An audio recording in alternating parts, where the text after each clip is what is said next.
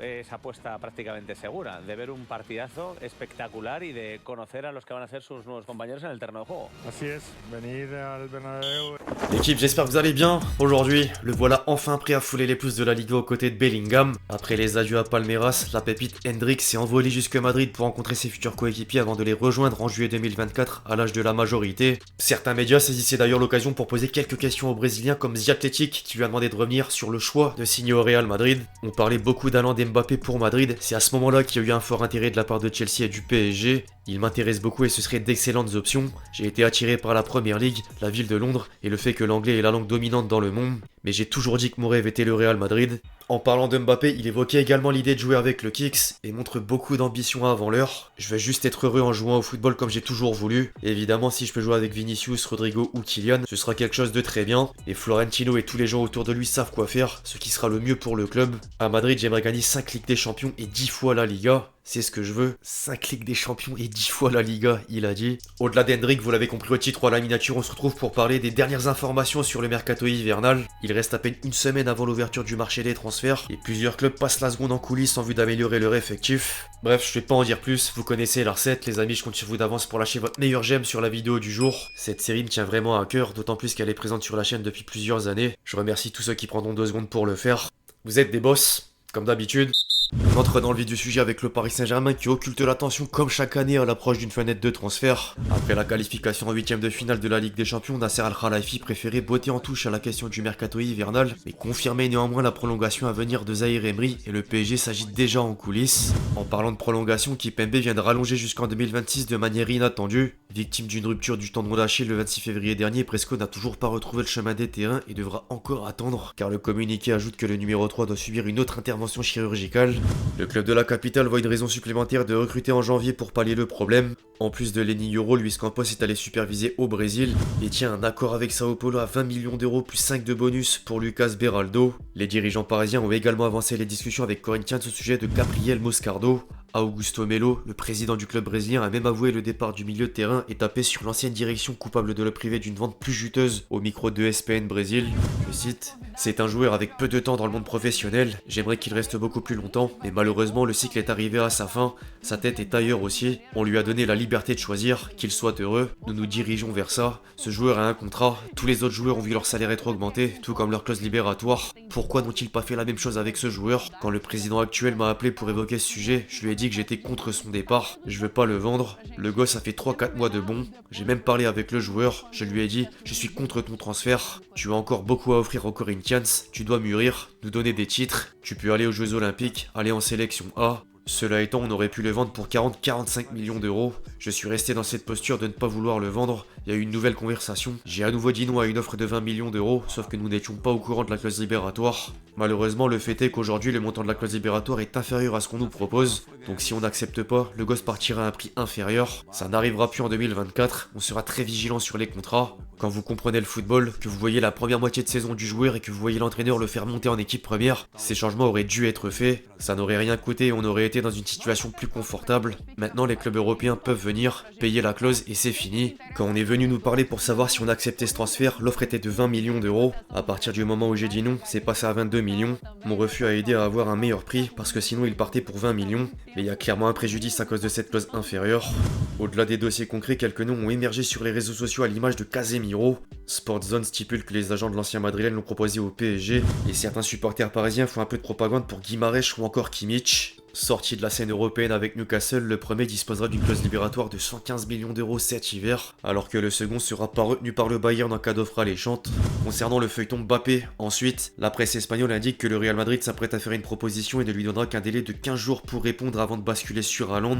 En parallèle, Michael Emenalo, le directeur du championnat saoudien, a révélé lors d'un entretien pour Sky Sports que tout serait mis en œuvre afin d'attirer le kick suite à la première tentative avec une offre record l'été dernier. Je cite: « Avec Mbappé, la conversation est ouverte, mais nous ne savons pas ce qu'il veut faire. Notre position est très claire. Tous les joueurs de cette type savent où nous sommes. S'il y a une possibilité ou un intérêt pour Mbappé de faire partie de ce que nous construisons, aujourd'hui ou dans le futur. Nous ne pouvons pas rejeter cette possibilité. C'est un joueur que j'aime. C'est jamais proche si c'est pas fait. Si c'est pas fait, c'est un gouffre énorme. Je peux pas dire à quel point la conversation est allée loin, mais il y avait un intérêt exprimé que s'il était prêt à venir, il y avait un club prêt à lui faire de la place. En dehors de Paris, désormais les clubs français ont passé la seconde avant l'ouverture du mercato hivernal. Déçu des performances de Vitinha, Marseille s'est mis à la quête d'un avant-centre et plusieurs profils seraient dans les tuyaux, dont Sekou Mara. Lille a également pris des renseignements sur l'international espoir. L'OM cible d'une autre part Gift Orban de la Gantoise, Fedor Tchelos du CSKA Moscou et Arthur Cabral en vue d'un prix en provenance de Benfica. Outre le secteur offensif, le club olympien veut plus de profondeur de banc sur le couloir gauche de la défense. La bande à Longoria s'est étendue jusqu'en MLS et vise Kai Wagner de Philadelphia Union. La Ligue nord-américaine pourrait d'ailleurs contenter Montlens pour le même poste. Après la blessure de Machado, les 100 ont besoin d'un piston gauche et pensent à Alvaro Barreal de Cincinnati. En parallèle, le parcours des jeunes en Youth League avec une première place du groupe synonyme de qualification pour les huitièmes de finale attire les superviseurs. Antwerp, le Standard de Liège et Genk sont à l'affût pour récupérer Sishuba et Souleymane Sagnan plaît beaucoup à Crystal Palace. Je pouvais évoquer les rumeurs d'un retour de Seko Fofana, mais l'ancien capitaine du Racing devrait poursuivre l'aventure à Al Nassr qui dément l'envie d'une vente. En parlant de retour, les amis, Mikotadze n'a presque plus de temps de jeu avec l'Ajax et serait en passe de revenir en prêt à Metz. L'ancien meilleur buteur de la Ligue 2 est contraint par la règle qui l'empêche de rejoindre un troisième club lors d'un même exercice. Dans le reste des informations autour de la Ligue 1, Monaco négocie avec Brest le transfert de Lilian Brassier. Stuttgart essayerait de chipper Guessant à Nice. Rennes suit de près Kelvin Amian de la Spezia. Lorient pousse pour attirer Brian Limbombe de l'Heracles Almelo. Lyon agrandit la liste de renforts potentiels avec Badiachil. John Textor compte profiter des bonnes relations avec Chelsea après la vente de Malo Gusto et souhaiterait obtenir un prêt de l'ancien monégasque. En parallèle, les Guns cochent le nom de Youssouf Sarri de l'Adana Demirspor et peuvent oublier Moses Simons qui vient de prolonger avec Nantes jusqu'en 2026. Au rayon des entraîneurs, Pierre Sage restera a priori sur le banc lyonnais grâce aux résultats positifs et l'OL met de côté Bruno Genesio qui fait l'objet d'un intérêt de Beşiktaş.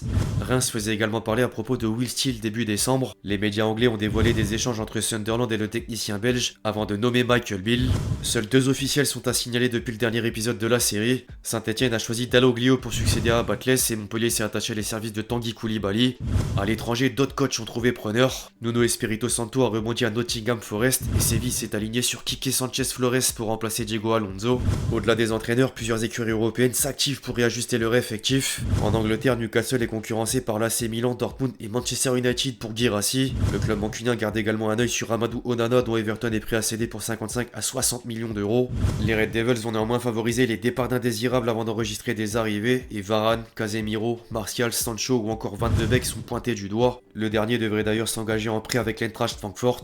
L'autre Manchester pourrait laisser filer Calvin Phillips à la Juventus. Guardiola l'utilise peu et la vieille dame compte profiter de la situation.